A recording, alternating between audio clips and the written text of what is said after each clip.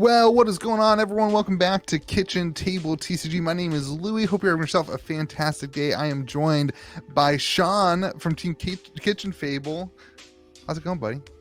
It's going well. Glad to be back on the channel and excited to talk about the new Uprising cards.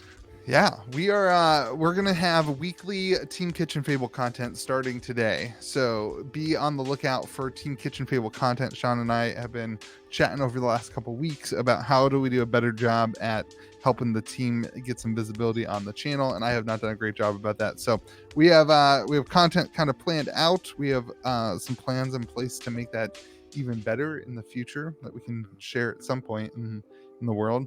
But exciting stuff happening for Team Kitchen Fable in an exciting season. We got Everfest, yeah. We got Uprising. I did that the other day. I was talking about Uprising and I kept calling it Everfest, and now I'm talking about I was talking about Everfest and I kept calling it Uprising, and now I'm doing the opposite. I guess it's just those like one word names for sets. They just confuse me.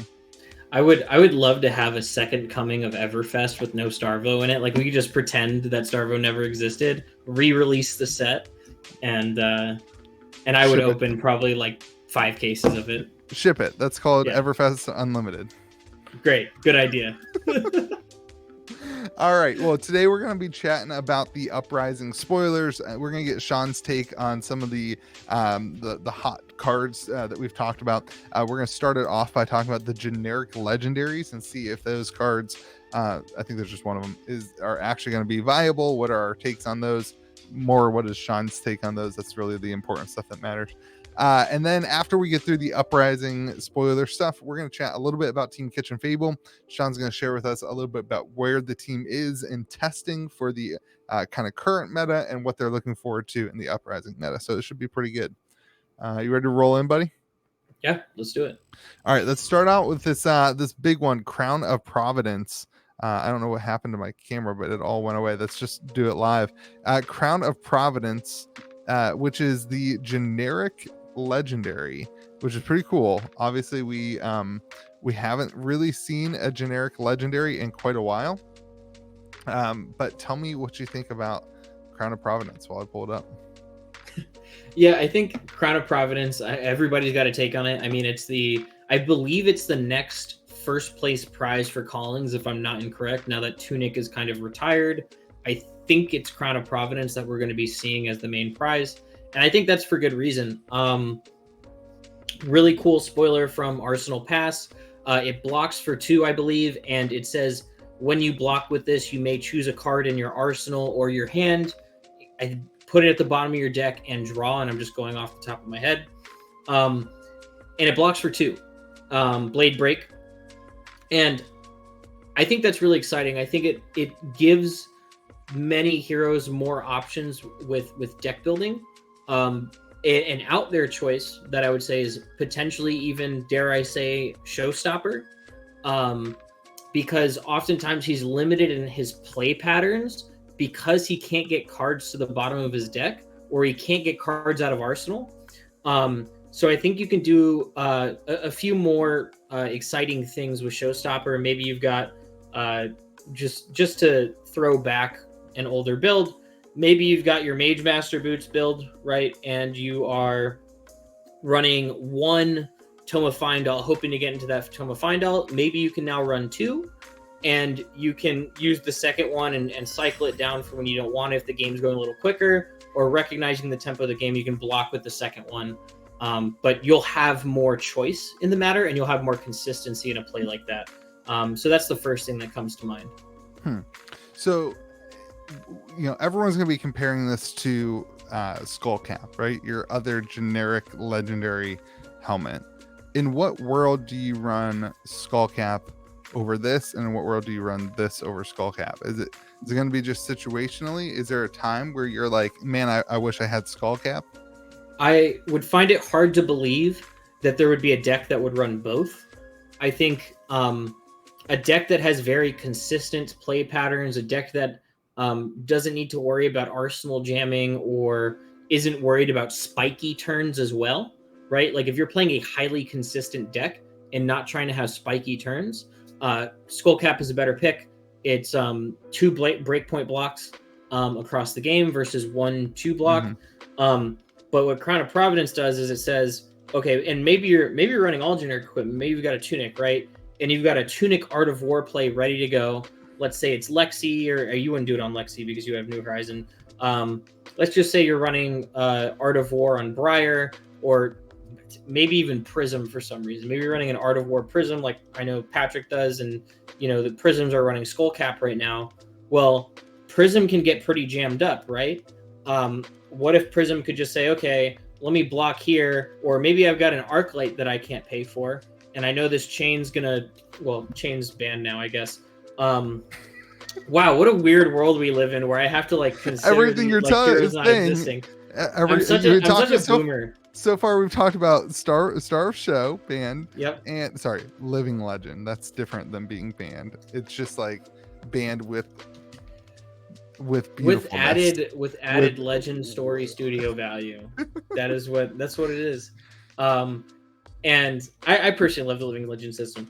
But basically for heroes that want spiky turns, or heroes that can dramatically influence the flow of the game by having a quick recycle, whether it's Prism getting access to enough pitch for an Arclight, or Prism maybe not wanting those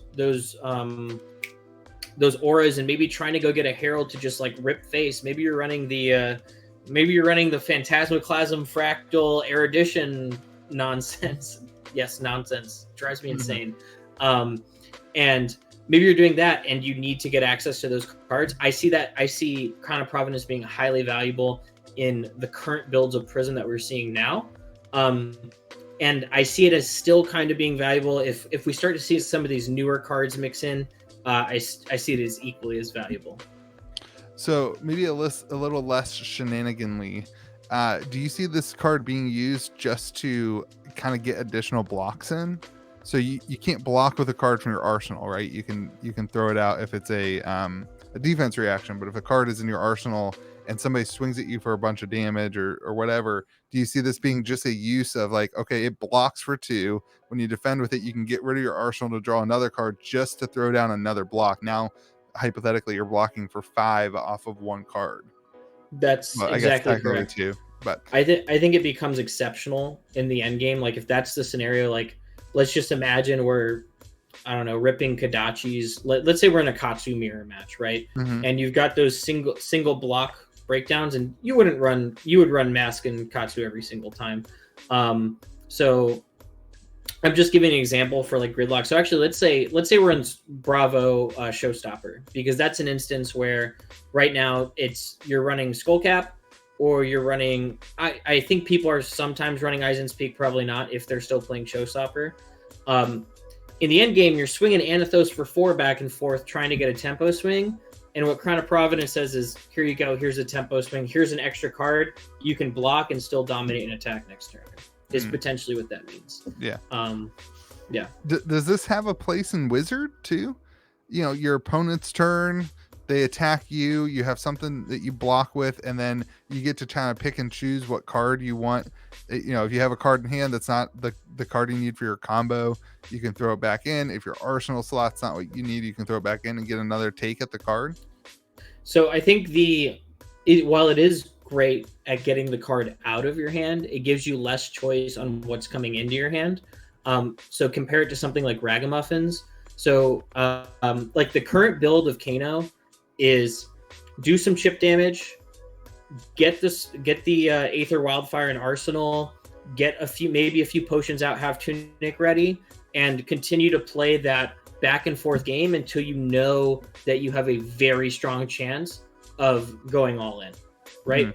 So, and Ragamuffins becomes really great because if you draw into a Blazing Aether on that turn, what it basically tells you is guarantee this Blazing Aether on the top of your deck. And if your deck is built a certain way, there's probably going to be a blue on top. So you draw the blue, then you put the Blazing Aether back down, and you have more agency in what that is. So that's the Kano outlook. For Islander, I think it'll be really interesting to see how she plays in CC, but I know in Blitz, I don't think it's the worst idea.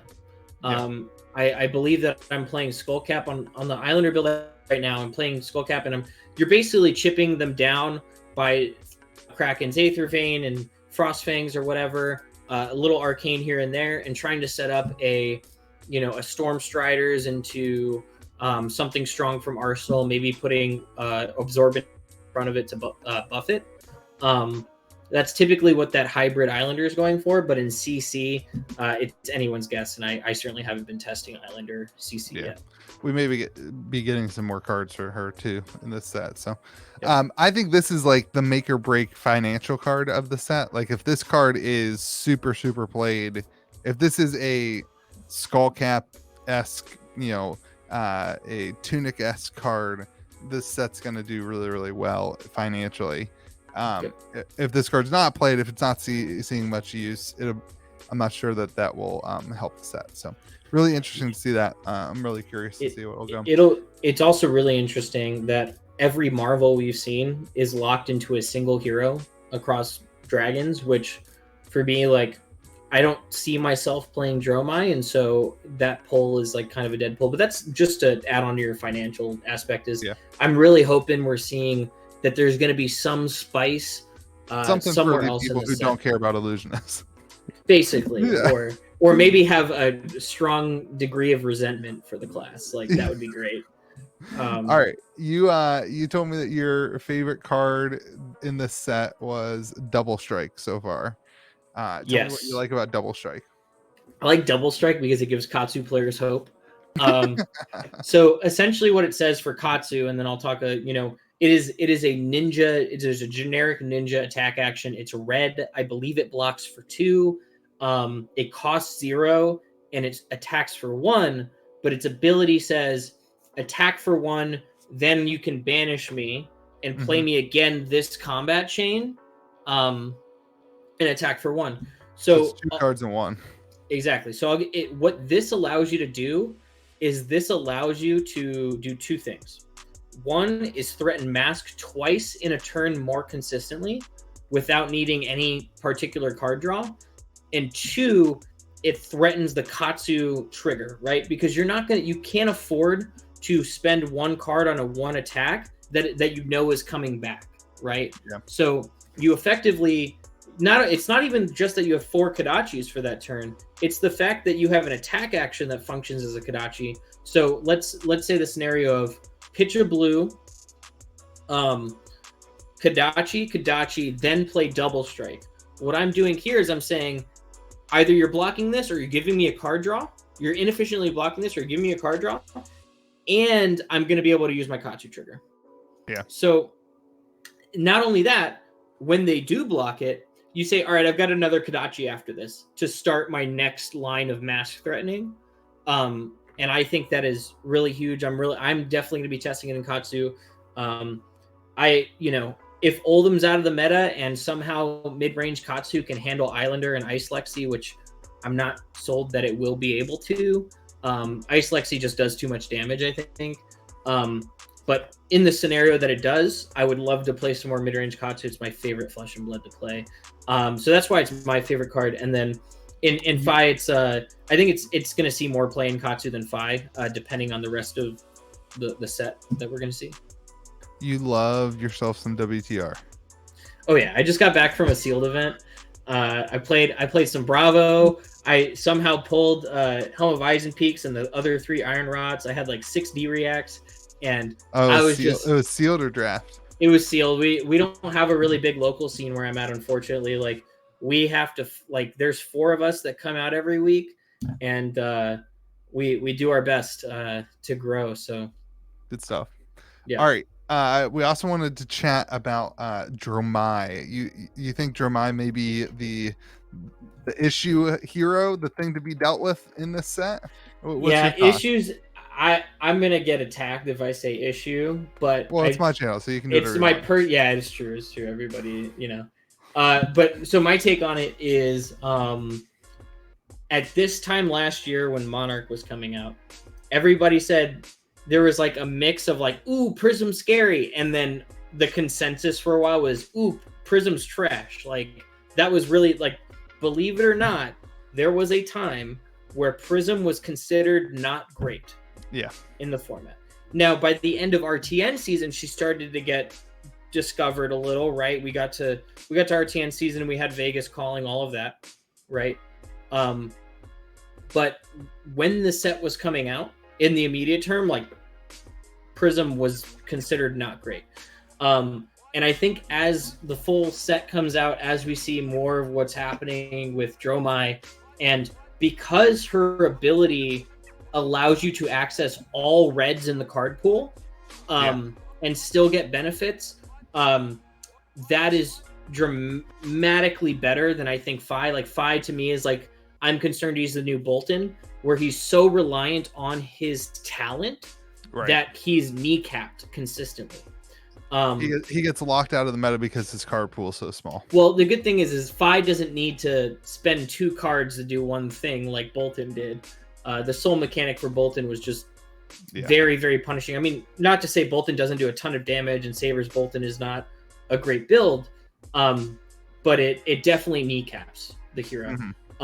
So Dromai, I think once people really... So let me present a scenario to you, okay?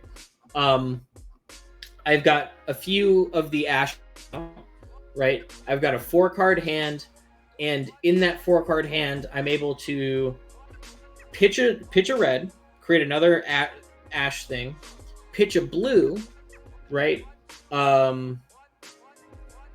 And that blue is Eye of Ophidia, by the way. I'm buying Eye of Ophidias. You are all in on Eye of Ophidia because of this deck, which is crazy. Because of this, and I think Eye of Ophidia, like I play Eye of Ophidia in my Briar list. I love playing Rhinar because I can just run Eye of Ophidia in that too.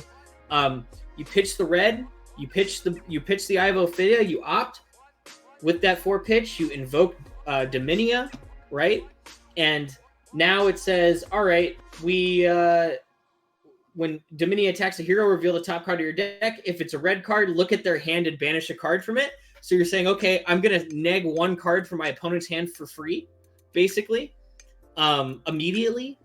And then the 4th card is a Shimmers of Silver. So now what you've done is you've said, I have 2 living Kodachis on the field and a living, like a negative snatch. It's like a snatch that takes from you. And it has 4 health. And I have a Shimmers of Silver. And these are killed in different ways. And I can play an Enigma Chimera whenever I want to swing face for 8.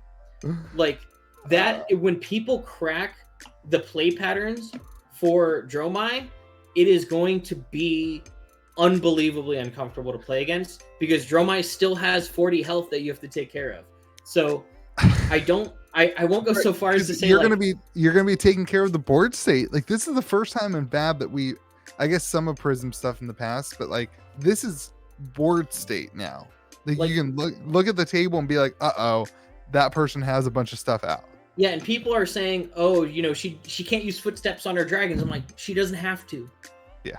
They still stay there, and they stay there in a different way, right? Like I can't target Dominia with a Raiden for 0 and get anything out of it, right? I'm exchanging sure, I'm not exchanging an action point, and that's why I use Shimmers as the example, because Shimmers is taken out by conceding an action point, and this other one is taken out by conceding damage, and you have to do that and also figure out a way to kill Dromai, and the balance of what you take out and don't take out is going to be incredibly challenging. So yeah, I think Dromai is for sure the hero to look out for in this set. I think people are gonna do really cool things with Islander. I think Islander is gonna be just fun fab. Like I consider Lexi to be fun fab. Oldham, fun fab, just like really interesting mechanics, very on theme, not overly busted. But yeah, I do see Dromai as being very strong. My favorite card from Dromai, by the way, is Burn Them All. I think it's being very underrated. I'm a boomer. I'm a fab boomer enough to know that there was a time when Chain ran Dimensional Crossroads, and it was really cool. And that was because you had access to Seeds of Agony into control matchups. But Burn Them All is great because it's like a mid-game arcane ping for the long term. And I think that's just fun. I think using this card effectively will get a lot of value. and it could invite some, you know, it invites variety into how Dromai can be played. So I'm really excited about that. I think that's my favorite artwork in the set. Dude, so I said the same thing, and people like wrote the people I was in the room with. They're like, "That's weird. Like, I don't like it." I'm like, "Dude, it's a hand portal. Like, that's so cool. Sweet. It's not just a hand portal; it's a fire hand portal." I will say the background of like the rays of light is a little cringe, but like you see that, like look behind the fire. I can't unsee it. Thanks. Yeah, right. But at first, it's not. It reminds me of the. It reminds me of the old iMovie intro, like. Maybe that was like an extremely small analogy, but all right. So a little pushback for you on invoke I can't pronounce any of the dragon names. Dominia. Yeah. I don't know. I mean, you've got to have Eye of Ophidia, which is a one of in your deck. You don't need Eye of Ophidia. Eye of Ophidia is a bonus. I'm just presenting. I'm just saying, like, it's also a legendary. It's got legendary, so you're only gonna get one. How consistent do you see Dromai being? Whatever the name is. I get criticized so much on the pronunciation. I've been calling Fae because that's how it reads. But so, I mean, yes, that's a valid point. Is Sean, you just lined up a very specific play line.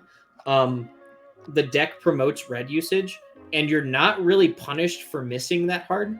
Like, it's one of those things. Like, I have a hot take. I think Tome of the Arcanite is still good in Briar because you're not punished for missing because it contributes to your hero ability, and you are only rewarded for hitting. Gotcha. I believe the same is true there. It is legendary, so thank goodness it's not going to be there the whole time. You take it out once, you're done. It's 4 damage. But even if I miss, right, to give you perspective, even if I miss the red, my opponent still has to take that out next turn, and it's like, I don't think Genesis is the best in terms of value. It is Genesis. Because obviously there's the one that's 1 for 6, and it can once per turn you can turn an ash into an ash wing. That one's pretty cool. That's like technically the genesis of the set is create a spectral shield, create an ash wing, but functionally in terms of game tempo and long-term value, Dominia is the if you do not take this out, or is it Dominia? Yeah, Dominia is the if you do not take this out in 1 turn, you are in big trouble. Yeah. Like so, and it's gonna be interesting because in the past we haven't seen these allies really be that important. Like obviously, yeah. Ursur was really good. Finisher. It was like the game's over. I got it out. I played the whole game where you got to do 18 million things. Congratulations, you lose. But this is like the whole game. I'm gonna have allies out, yeah. Which changes everything. It's gonna be super interesting.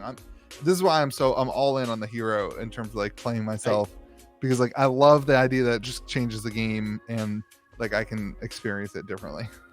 Yeah, I think it'll be cool for sure.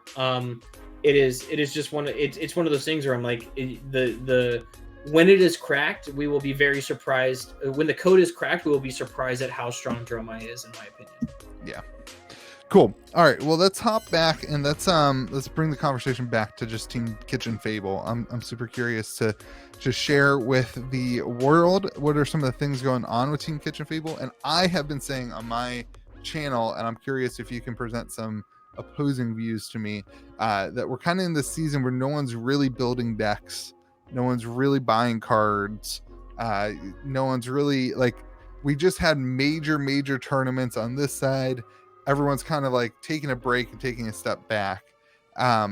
What is Team Kitchen Fable doing? Are you guys are you guys play testing? Are you guys building for this current meta, or is everybody just kind of like, hey, let's hold on and let's wait to see what this next set brings out? Well, I can say 2 things. One is that I think that the hardcore community is still very much playing the game, and I am surprised at the amount of time investment that I've seen from players, not just in Team Kitchen Fable, like very high level, like world ranked players in their servers practicing for the Team Blitz event. I've seen it; it's happening. It's very cool to see. I would love a team CC event. I just think that would be fun to like pull up with your boys and play a 2 out of 3 CC event, but that's besides the point. So I think people are practicing for it. And the only reason that anyone I have asked on why they're not going to Vegas is it was too late notice and flights are too expensive. Yeah. That's the only reason. Otherwise, I think we would be seeing. Go ahead. The World Poker Tour is that week. It's like right. Man, I would go for that. Honestly, I would skip Uprising to go watch that. But that's the main reason, right? Otherwise, I think we would personally see something as great, if not greater, than the Aria world premiere, just because it's like the community is significantly bigger than it was before. We also just saw like the US Nationals, like the big event in New Jersey. Like you can only get so much time off work, you can only get so much time away from your family, and like and we don't have a schedule. We don't have a schedule for the rest of the year. Like that's a huge reason I'm not going, is because I look at that and I'm like, well, I want to get a testing house for Worlds, so that's a week off of work. Yeah. Right. Nationals is going to be before that. So that puts Worlds, like it's been rumored that Worlds is going to be in November. So that means Nationals probably going to be late September, October at the latest. And I have to take time off work from that. I have friends who are getting married, having bachelor parties. I've got family that I need to go see. So that's right. And I think other people are in the same position. So for the team, what that means is, as you can see, I'm here with you on the channel. You and I are making a lot of changes that we're going to be sharing over not only the next few weeks, but the next few months, namely in October. And we're building up to that. We're going all in on Team Kitchen Fable. Year one was let's see if we can get the boys together and make a team and make some content here and there. And this year we're ready to take ourselves seriously as a professional team. And we're putting the skin in the game to represent that internally.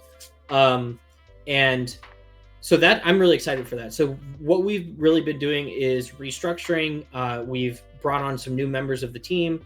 So as part of our professional squad, we just brought on Patrick Weiss from the DC area. He's been a big fan of the team. Yeah, shout out to Patrick. He's come to a lot of my big events here. Yeah, he spikes all your events. Yeah. Yeah. I don't think he's won one of them. So he tries to spike all the events. Yeah. He tries to spike all your events. He just always plays Prism. He does always play Prism, and he knows I have a little bit of resentment for that. And no one is truly on my good side if they play Prism. Yeah, you hate Prism. Wait, so look, we could make a podcast called like Illusionist Haters Podcast, and it would be me like just going on and on about how much I hate. Does me Prism playing the new Illusionist make you hate me? Not yet. Time will tell. Okay. Well, that's it's one of those things where like we'll find out. Yeah. But so yeah, we're going all in. We're gonna have weekly content updates. Right now we're in restructure mode. We're getting the guys geared up. And we've got our content team ready to go. So Jacob Kissel, Steven Rodriguez. I'm excited for how we plan to perform. We've got just some examples of some of the performance of our team this past year was 11th at Nationals, 31st at Nationals, 50th at the Pro Tour, and a few day twos at the Pro Tour. So, and that was frankly with, we are a decentralized team. And that was the biggest challenge was how do we keep up with practice and, best practice, not like practicing and then best practices and consistency and life events when we're all decentralized. Like we can't go pull up at an LGS on a Wednesday for 2 hours and get the full value out of just being physically there. So really just making sure that our processes are ready to go in and perform here in the back half of 2022. I like it. You guys have been churning out content. So if people are not subscribed yet to Team Kitchen Fable, make sure you go and do that. You guys have been churning out just top tier content for people who are really interested in the high level of the game, which is fantastic. And like Wednesday nights, you guys do a live stream, right? So Tuesday nights, it's actually happening. It just finished as we were recording. So TKF Tuesday is very simple. Steven and Jacob, that is their live play testing. Like they are testing new things. very publicly announcing it. So on our Twitter page, and they have their personal Twitters, we'll talk about what we're going to be testing. That's been really great. And we've done some fantastic. If you haven't seen it already, please go to the Team Kitchen Fable channel. Do yourself a favor, watch a friend of the team, Justin Vandehay. He won a Pro Quest on Reinar. I had the privilege of interviewing him. It is classic Flesh and Blood. It is brute cards. It is block 3 efficiently, swing club. It has Eye of Ophidia in the main deck, which I love. I love Eye of Ophidia. We've talked about it already. You can't just come on the channel and pump your card, buddy. You can't. I'm trading a gold foil Anathos for 3 Eye of Ophidias. Let me know. All right. I'll tell you what. I will give you a rainbow foil Eye of Ophidia if you write me a 100-page book documenting your trades over the Flesh and Blood history. Oh, wait, why do you want that? You have the wild. Every time I see you post on the marketplace, it's the most wild trade in the world. It's like trading, and it works. Trading a gold foil Anothos for 4 rainbow foil eyes. Like, who's got 4 rainbow foil eyes? Someone does. I pool do. with your buddies. I'm not trading for a gold foil Anothos. Yeah. I don't know. The gold foils don't do it for me. I don't know why. They should. They're beautiful. They're great. They're rare. They're expensive. They're everything that should be, but they just don't do it. It's because it's unnatural. Like, the thing about the cold foiling, right, is it's the armor piece as it was meant to be. Yeah. Right? And so it's all shiny and stuff. And so, like, I mean, there's a difference. Like, EA Tunic is EA Tunic. It's the most insane. How many times have you traded away an EA Tunic? It's got to be hot. Really? I would never do that. You're always stealing it. No, with EA Tunic, all I say is, hey, this card's a $5,000 card. I'm sorry. It's the Twinning Blade that you've moved around. Oh, EA Twinning Blade, yeah. I do work with that card. It helps when you can pull one. It helps when you get off work and you're like a little disgruntled and you're like, let me open a crew box, and then you hit the Twinning Blade. So yeah, it's great. I think the reason I don't like the gold foils is as petty as I didn't like the gold equipment in RuneScape. Like, you were leveling up your character and you got to gold and it was like not beneficial. It didn't help you at all, and so it was like such a demoralizing thing in the gameplay that I think that is carried over to Flesh and Blood. Yeah, they should have made it so that it was like, because there's no armor durability in RuneScape, right? There's not, right? There is on the higher level stuff. Yeah, so they should have had gold be like the first armor durability thing that you get, because like once you get to Draconic, it has durability, right? But like Rune doesn't. It's called the Runic. Yeah. So they should have given it durability, but made it like stupid strong, but it would like run out in like a few minutes. That would have been sick. Why don't I have a RuneScape podcast? This is like.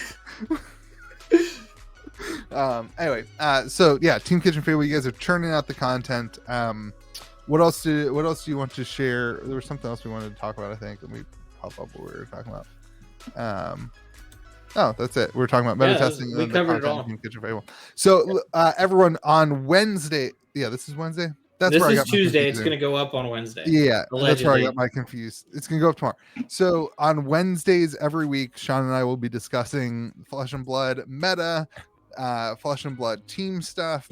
We'll be hopefully every week here chatting about it. We're going to try to keep it short. This is probably one of the longer episodes. I don't need another podcast on my channel. But we got some cool stuff planned. I think the future meshing between Team Kitchen Fable and Kitchen Table TCG is going to be beautiful and a lot better. So super stoked about it, dude. And no pun intended with Uprising. Super excited. Anything else you want to say? I was looking for the pun. Uprising is fire, stoked. Fire, stoked. You stoke a fire. You know what's crazy is like I just figured out what stoked means. Yeah? Yeah, that was like the first time I heard what stoked means. Like, that's crazy. Like literally what it means. Oh my goodness. All right, you haven't nothing very much. No, that's it. Let's wrap this thing up. All right, man. Well, I appreciate you. Everyone, thank you so much for watching. Remember to be kind to the people around you. Remember to go subscribe to Team Kitchen Fable. And Sean, I appreciate you, buddy. Peace.